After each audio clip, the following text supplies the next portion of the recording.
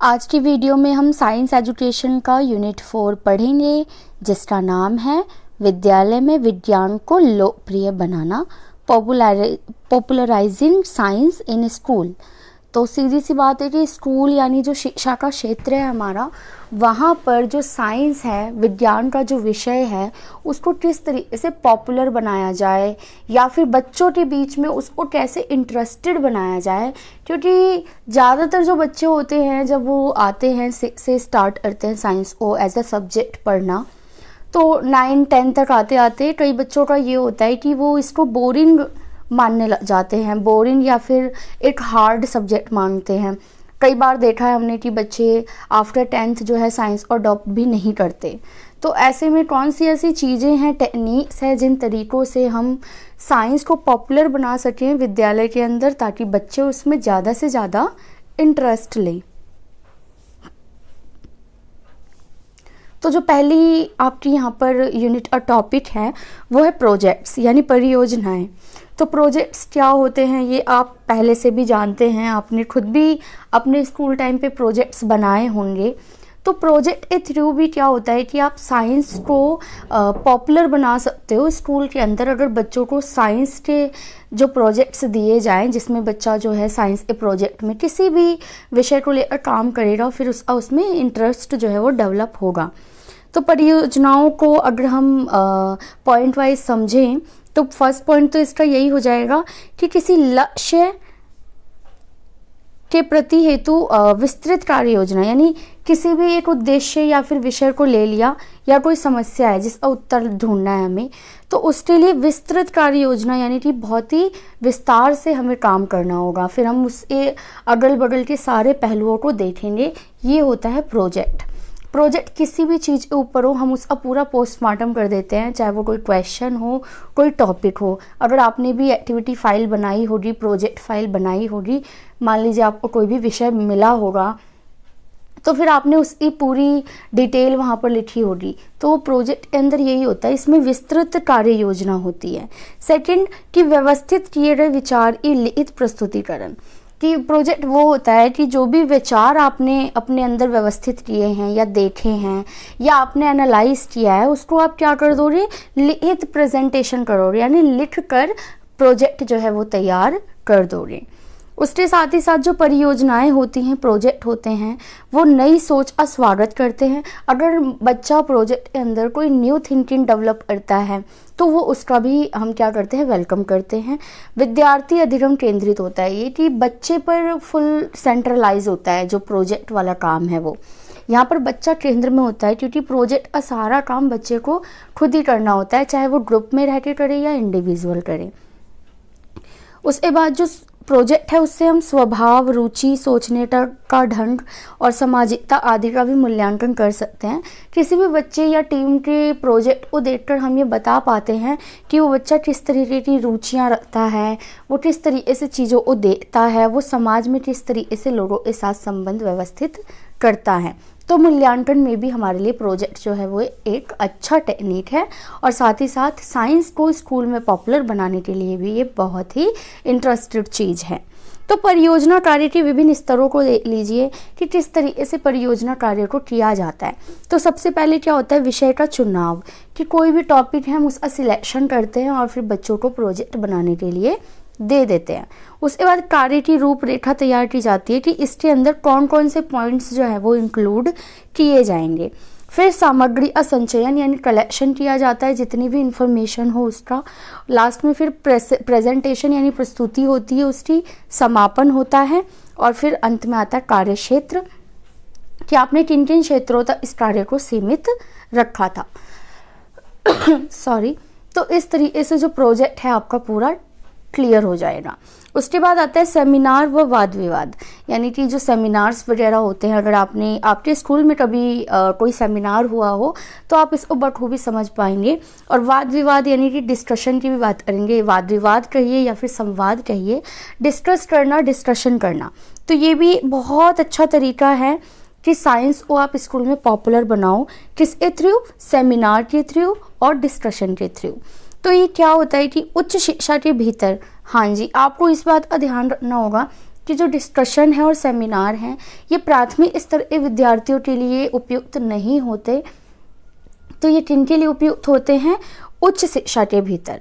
वहाँ पर अनुभवी व्यक्तियों द्वारा जब सेमिनार या डिस्कशन होगा तो कुछ एक्सपीरियंस्ड लोगों को बुलाया जाता है, चाहे वो टीचर हो या फिर साइंटिस्ट हो या कोई भी हो इस विषय से रिलेटेड, जिन्होंने कोई काम विशेष किया हो, उनको बुलाया जाता है और फिर विशेष समूह या विषय का वाद विवाद यानी डिस्कशन करवाया जाता है। सेमिनार के अंदर भी डिस्कशन हो सकता है या लेक्चर भी हो सकता है। सेमिनार में तो ये होता है कि आप किसी को भी बुलाइए जो जिन्होंने कोई रिसर्च की हो और फिर वो बच्चों से बातचीत करते हैं। तो इस तरीके से सेमिनार जो होता है वो अरेंज किया जाता है। तो जो सेमिनार है और डिस्कशन है, इसके क्या महत्व है, क्यों इम्पोर्टेंस है ये हमारे साइंस एजुकेशन के लिए? फर्स्ट थिंग कि अभिवृत्ति और अनुभव, इसके अंदर मोटिवेशन खूब होता है और एक्सपीरियंस भी होता है, क्योंकि अनुभवी लोगों द्वारा ही ये अटैम्प्ट किए जाते हैं। उसके बाद ही मूल्यांकन में भी सहायक होता है, क्योंकि साथ ही साथ इसमें बातचीत होती है तो हम समझ पाते हैं कि बच्चा जो है वो, बालक जो है वो कितना जानता है चीज़ों को और किस हद तक उसने शिक्षा के लक्ष्यों को प्राप्त किया है। उसके बाद विषय के प्रति रुचि। हाँ, अगर बच्चे सेमिनार और वाद विवाद, संवाद इन सब में जाते हैं किसी भी विषय को लेकर, तो फिर उस विषय में उनकी रुचि भी जागृत होती है। आत्माभिव्यक्ति और आत्मविश्वास, बच्चों में कॉन्फिडेंस भी आता है और खुद को भी प्रेजेंट करने की उनके अंदर जो होती है क्षमता डेवलप होती है। जैसे सेमिनार हो रहा है या डिस्कशन हो रहा है तो बच्चे के माइंड में कुछ पॉइंट आ रहे हैं तो वो वहाँ पर डिस्कस करेगा कि ये हो सकता है क्या, ऐसा कर सकते हैं क्या। तो इस टाइप से भी बच्चों का अभिव्यक्ति हो जाता है। फिर सामाजिकता के लिए आवश्यक है, बच्चा सोशलाइज होता है इससे, जो सेमिनार वगैरह वहाँ पर वो अदर लोगों से भी मिलता है, तो इस तरीके से सोशलाइजेशन भी बच्चे का एक टाइप से हो जाता है। तो इस तरीके से सेमिनार और जो डिस्कशन है वो बहुत ज़्यादा इम्पॉर्टेंट है। फिर अगला जो टॉपिक है आपका वो है पावर पॉइंट और फ्लैश द्वारा विषय को तैयार करके प्रेजेंटेशन करना है। तो ये तो आपका प्रैक्टिकल वर्क है, आपने अपने प्रैक्टिकल वर्क में इसको किया होगा मे बी, तो वहाँ आप इस चीज़ को अच्छे से समझ पाएंगे कि किस तरीके से पावर और फ्लैश का यूज़ करके हम कोई भी साइंस और कोई भी एक हो टॉपिक, जैसे डाइजेशन सिस्टम हो गया, सोलार सिस्टम हो गया, कोई भी कॉमन सा टॉपिक ले लेंगे और फिर उसका प्रेजेंटेशन करेंगे। अब क्योंकि ये पावर पॉइंट अब प्रेजेंटेशन है तो इसके अंदर आप वैसा लेसन प्लान नहीं बनाएंगे जैसा अदर सब्जेक्ट का बनाया है। इसमें प्रेजेंटेशन में आपके स्लाइड्स होती हैं जिसमें नोट्स होते हैं और फिर उसको एक्सप्लेन करना होता है। तो इस टाइप का जो आपका ये वाला प्रेजेंटेशन होगा वो प्रैक्टिकली बनेगा। फिर अगला है आपका साइंस क्लब एक्टिविटीज़, यानी विज्ञान क्लब गतिविधियाँ। तो क्या होता है अभी विज्ञान क्लब? आपने इको क्लब तो सुना ही होगा, अगर स्कूल में आपने कभी इसमें पार्टिसिपेट किया हो, वो भी आएगा आगे इस वाले यूनिट में।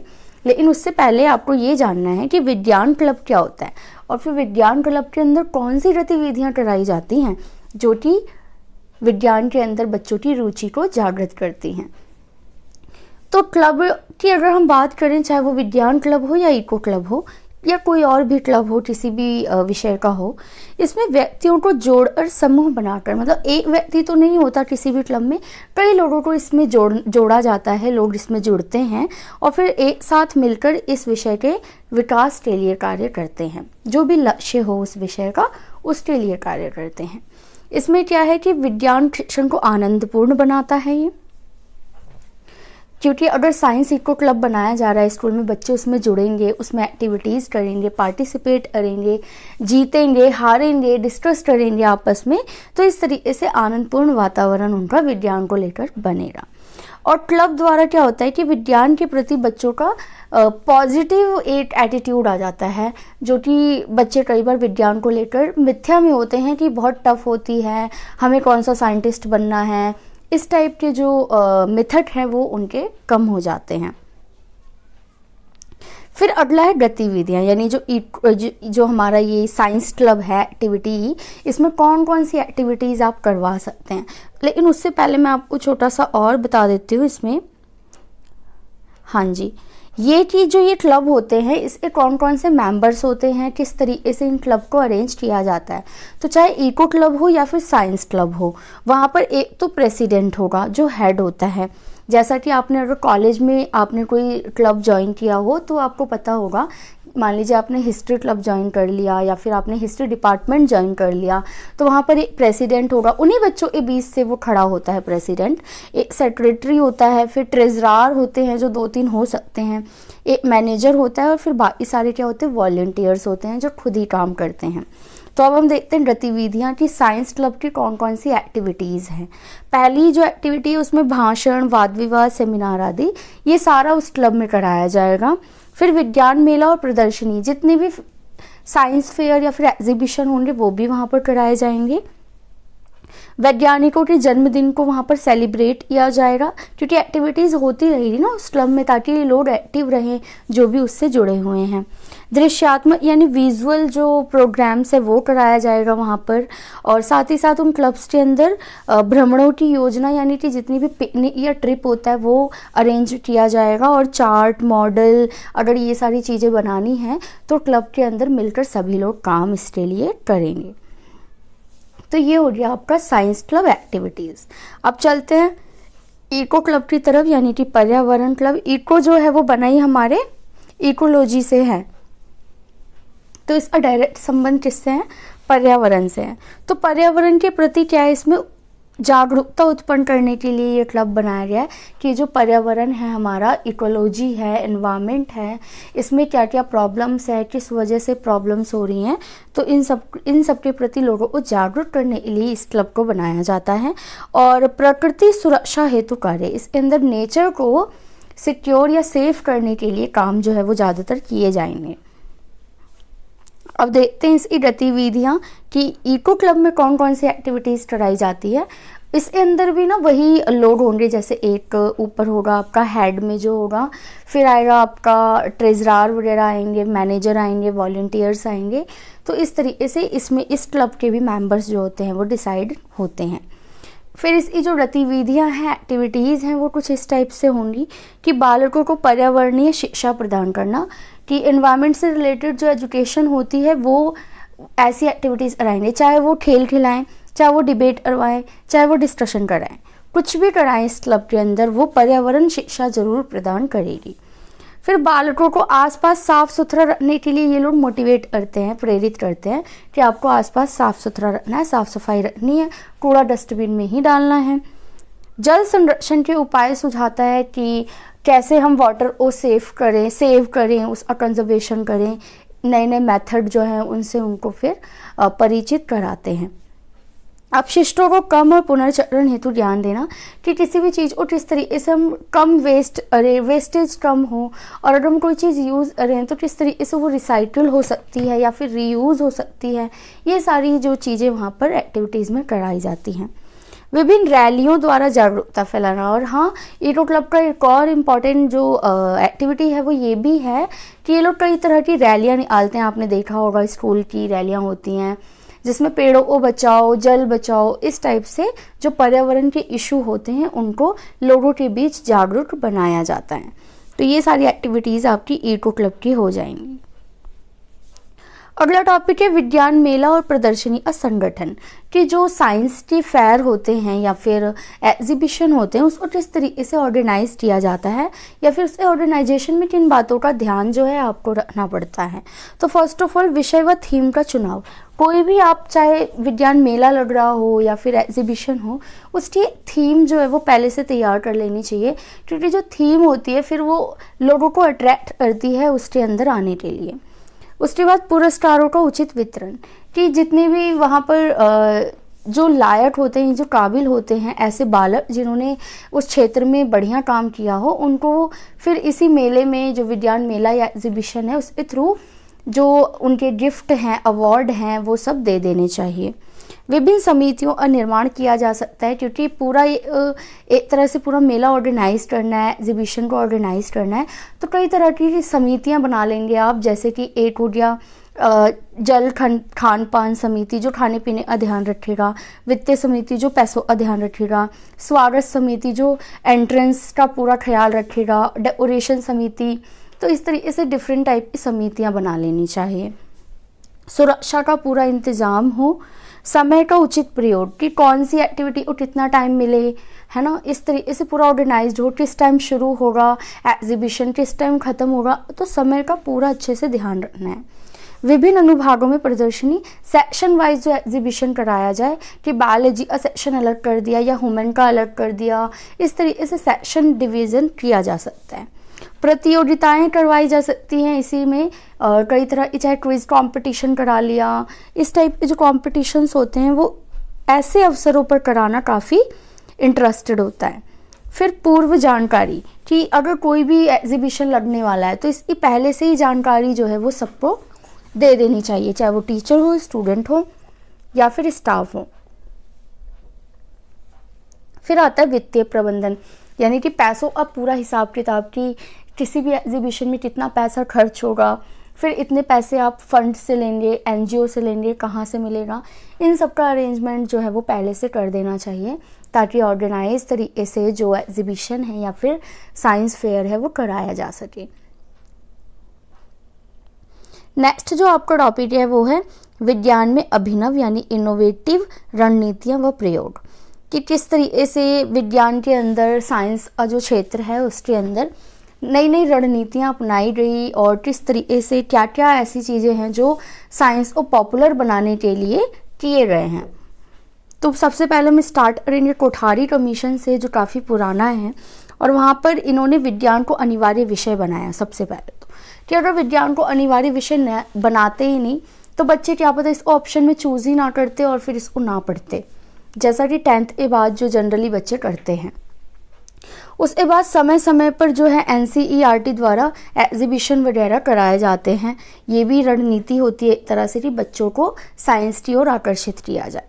इसी के साथ साथ नेहरू विज्ञान केंद्र जो कि महाराष्ट्र मुंबई में है, ये बनाया गया जो साइंस से रिलेटेड सारे जो प्रदर्शनी वगैरह है वो कराता है अपने राज्य के अंदर, साथ ही साथ पूरे भारत में भी ये पार्टिसिपेट करता है। उसके बाद होमी भाभा विज्ञान शिक्षण केंद्र है एक, इसका भी आप जिक्र करेंगे। ये भी विज्ञान के क्षेत्र में जो है वो काम को करता है और बालकों को साइंस के विषय में आगे लाने के लिए कोशिश करता है। फिर होशंगाबाद विज्ञान प्रशिक्षण कार्यक्रम एक आयोजन है, प्रोग्राम है। इसके थ्रू भी बच्चों को क्या करते हैं कि साइंस से रिलेटेड एक तरह से इंस्टीट्यूट जो है, बच्चा जो इंटरेस्टेड है वो वहाँ जाए और वहाँ जाने के बाद बच्चों को और ज़्यादा इंटरेस्ट आता है। तो इस तरीके से नई नई चीज़ें जो हैं वो साइंस के लिए की रही हैं। साथ ही साथ कई तरह के विज्ञान मेले, आविष्कारों, अभिप्रेरणा व नवीनता हेतु कार्य जो है, ये सब जो केंद्र मैंने बताया आपको ये करते हैं। तो इनमें से आप अपने प्रश्न के अकॉर्डिंग जो है अटेम्प्ट करेंगे, 2 नंबर का है, 5 का है, उसी हिसाब से आप पॉइंट्स लिखेंगे। फिर आता है नेशनल टैलेंट सर्च स्कीम यानी कि राष्ट्रीय प्रतिभा खोज योजना। तो ये जो है एक भारत में मुख्य प्रतियोगी परीक्षा लेता है NTSC, जो 1963 में स्टार्ट हुआ था NCERT द्वारा ही। इसमें मुख्यतः कक्षा 10 के बच्चे जो है वो पार्टिसिपेट करते हैं और उसके बाद जो बच्चा अच्छा परफॉर्म करता है इसमें उनको जो है स्कॉलरशिप यानी छात्रवृत्तियाँ बांटी जाती हैं। विज्ञान के साथ साथ अब अन्य विषय भी इसके अंदर जुड़ रहे हैं, जैसे सोशल साइंस हो गया, और प्रतिभाशाली बालकों की खोज करना इनका लक्ष्य होता है। उसके बाद नेक्स्ट है आपका इंडियन साइंस कांग्रेस, भारतीय विज्ञान कांग्रेस की अगर बात करें तो 1914 में इसकी स्थापना हुई थी और ये वैज्ञानिक बैठकों का आयोजन करता है टाइम टू टाइम, अंतर्राष्ट्रीय स्तर पर कार्य करता है। इंटरनेशनली साइंस बैकग्राउंड में क्या काम हो रहा है, किस तरीके की रिसर्च हो रहे हैं, इन सब से रिलेटेड जो है ये काम जो है वो करता है। नवीन और युवा वैज्ञानिकों को पुरस्कृत करता है। अगर कोई न्यू और हमारे जो यंग वैज्ञानिक हैं, नई खोज करते हैं बच्चे, उसको सपोर्ट करता है और साथ ही साथ उनको पुरस्कृत भी यानी अवार्ड भी देता है। विज्ञान क्षेत्र में और भी बहुत से काम हैं जो ये इंडियन साइंस कांग्रेस करती है। इसके बाद आता है आपका CSIR यानी कि council of scientific and industrial research. तो ये क्या है, खोज मंच यानी रिसर्च प्लेटफॉर्म है। अगर आपका दिमाग रिसर्चर की तरह काम करता है साइंस के बैकग्राउंड में तो आप इससे जो है कनेक्ट हो सकते हैं। यहाँ पर नए और आवश्यक शोध कार्यों को कराया जाता है और साथ ही साथ फेलोशिप यानी कि अध्येता वृत्ति भी दी जाती है। मतलब आप जो है रिसर्च करो, पैसा जो है ये वाला रिसर्च सेंटर आपको देगी। जैसे रिसर्च करते हैं ना साइंटिस्ट वगैरह, तो उनको पैसों की भी तो ज़रूरत होती है, क्योंकि अपना काम धाम सोच छोड़ कर वो शोध कार्य कर रहे हैं, तो इसलिए पैसा उनको इसी टाइप के जो इंस्टीट्यूट या सेंटर्स हैं वो प्रदान करते हैं। इसमें प्रत्येक मानव संबंधित क्षेत्र, हाँ इसमें सिर्फ ऐसा नहीं है कि आपको कुछ आविष्कार ही करना है या बिल्कुल साइंटिफिक हो, आप चाहे तो कृषि, पर्यावरण, स्वास्थ्य, इंजीनियरिंग, इनसे रिलेटेड जेनेटिक जो इंजीनियरिंग है इनसे रिलेटेड कार्य भी कर सकते हैं कि आपने किसानों के लिए कोई मशीन बना दी, कोई मेडिसिन बना दी, इस टाइप से। साथ ही साथ इसने अभी तक हम देखें तो विभिन्न दवाओं का सृजन भी किया, इसमें ये उद्यम करता है, मतलब इनकी इंडस्ट्री है टाइप से। जैसे अमूल बेबी फूड जो आप अगर देखेंगे इसका उत्पादन और जो सारा क्राइटेरिया है वो यहीं से बनकर आता है। हर्बल थेरेपीज़ भी ये कराते हैं। नूतन स्टोव अगर आपने नाम सुना हो तो ये भी इन्हीं का ब्रांड है। तो इस तरीके से काफ़ी इम्पॉर्टेंट हो जाता है ये आपके लिए और चांसेस भी बढ़ जाते हैं पेपर में आने के, तो अच्छे से इसको आप तैयार करें। तो इस यूनिट में आपने पढ़ा कि किस तरीके से साइंस को पॉपुलर किया जाए बच्चों के लिए, जिसके लिए न केवल स्कूल के अंदर बल्कि बड़े बड़े centre, institute, NCERT exam conduct करवा रही है, ताकि बच्चे जो हैं जो साइंस में काफ़ी अच्छा कर सकते हैं उनको पहचाना जा सके और आगे के लिए उनको स्कॉलरशिप दी जाए, फेलोशिप दी जाए, ताकि वो नेक्स्ट लेवल तक जा सकें। और आज के टाइम पे ये ज़रूरी भी है, जिस तरीके से नई नई बीमारियां, कोरोना वायरस वगैरह आप देख रहे हैं, तो हमें ज़रूरत है कि यंग और नए रिसर्चर सामने आए जो बेहतर से बेहतर दवाइयाँ बनाएं। तो इसके लिए भी ये यूनिट जो है काफ़ी इम्पॉर्टेंट हो जाती है, तो इससे क्वेश्चन आने के चांसेस भी जो हैं वो बढ़ जाते हैं। तो ये आपकी यहाँ पर यूनिट 4 कंप्लीट हो जाती हैं।